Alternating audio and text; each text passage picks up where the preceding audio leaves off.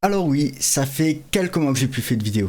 Effectivement, j'avais un peu la flemme d'en faire et surtout un manque de temps par rapport à mon imprimante, par rapport à mes études. Faut savoir que cette année j'ai le bac et donc en fait c'est qu'une excuse parce que j'ai jamais de devoir à faire. Enfin bref. Je me suis surtout concentré à la modification de mon imprimante durant ces derniers temps et c'est pour ça que j'ai plus sorti de vidéo pendant quelques mois, une petite durée. Enfin bref, passons au sujet de la vidéo qui est justement la dernière amélioration que j'ai mis au point. Alors cette dernière amélioration, c'est quoi ? C'est une plateforme qui regroupe l'ensemble du boîtier de contrôle. Donc une plateforme comme vous pouvez le voir sur les images, avec tout ce qui est écran de contrôle, tout ce qui est bouton, carte mère, alimentation, porte fusible, enfin vraiment tout le système qu'il y avait à la base dans le boîtier qui nous est livré avec la CR10. Alors pourquoi j'ai fait cela? Tout simplement pour apporter des modifications plus facilement, pour faire des vidéos explicatives par rapport à ces modifications aussi plus facilement, avec des plans qui sont plus détaillés, plus faciles à comprendre, parce qu'on voit justement tous les systèmes qui sont directement sur cette plaque. Donc pour cette vidéo, je vais vous montrer comment j'ai réalisé ce système, qu'est-ce que j'ai fait exactement et ainsi de suite. Alors je vais pas tout vous détailler parce que ça serait vraiment beaucoup trop long, ça m'a pris 2 jours à faire ça, que ce soit les plans, la modélisation, et impression, ça m'a pris énormément de temps, je les compte pas dans les 2 jours, mais tout ce qui est installation, ça m'a réellement pris 2 jours entiers à faire. Donc fallait d'abord faire le désassemblage, fallait préparer les vis parce que j'avais pas toujours toutes les vis à la bonne taille. J'ai dû préparer aussi les vis en M12 et j'ai dû monter tout ça sous le toit d'établi où mon imprimante est posée dessus. Donc une fois cela tout fait, j'ai donc préparé le support et ça vous allez voir dans la vidéo. Allez, c'est parti. Alors comme dit précédemment, la première étape c'est bien sûr la modélisation que j'ai réalisée sur SolidWorks. Ensuite il y a la préparation du fichier et la mise en impression.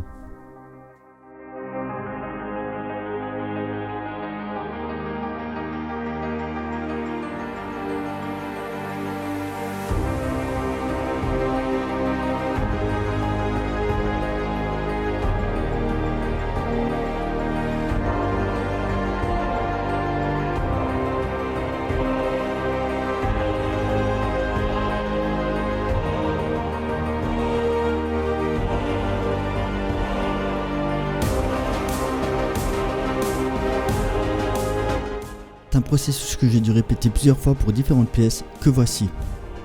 Comme vous pouvez le voir, il y a vraiment beaucoup de pièces, ce qui va nous permettre de faire un beau assemblage.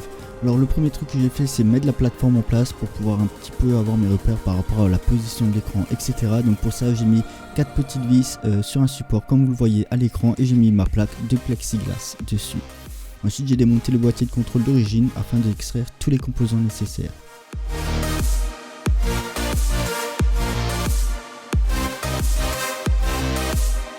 Une fois cela fait, j'ai d'abord mis à disposition correctement tous les éléments qu'il y a sur la plaque en plexiglas afin d'avoir une idée des positions de chaque matériel et ensuite j'ai commencé à assembler comme vous pouvez le voir. L'assemblage est la partie la plus longue parce qu'il faut vraiment bien aligner tous les composants. L'écran n'était pas du tout adapté parce que c'est pas moi qui l'ai modélisé par rapport à mon écran alors qu'il aurait dû l'être, donc j'ai dû encore l'adapter au cutter en faisant des modifications de post-traitement.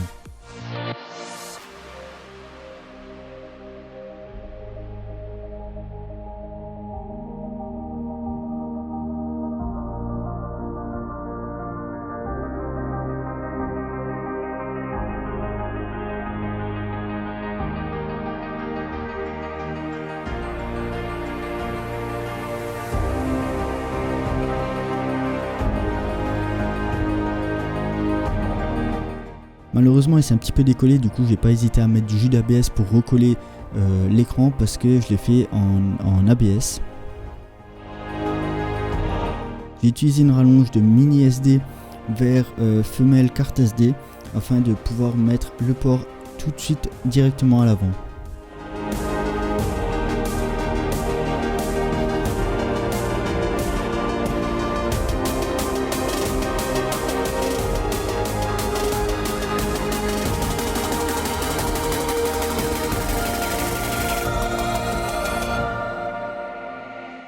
J'ai également mis un fusible et un relais SSR pour le lit chauffant car j'ai un lit 220 volts. Je vous montrerai dans une prochaine vidéo comment l'installer. Ensuite, place au câblage. Alors cette étape est très importante et très délicate parce qu'il ne faut pas se tromper. Personnellement, j'ai fait différents plans et j'ai récupéré différentes documentations sur internet.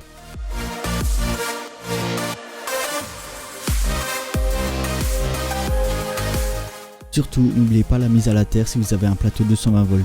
Personnellement, j'ai fait avec un bornier fait maison, donc avec une vis tout simplement. Donc j'ai mis la terre de la ligne que j'ai relié directement à la terre de la prise et j'ai traversé avec la terre qui va vers le châssis et vers le plateau chauffant.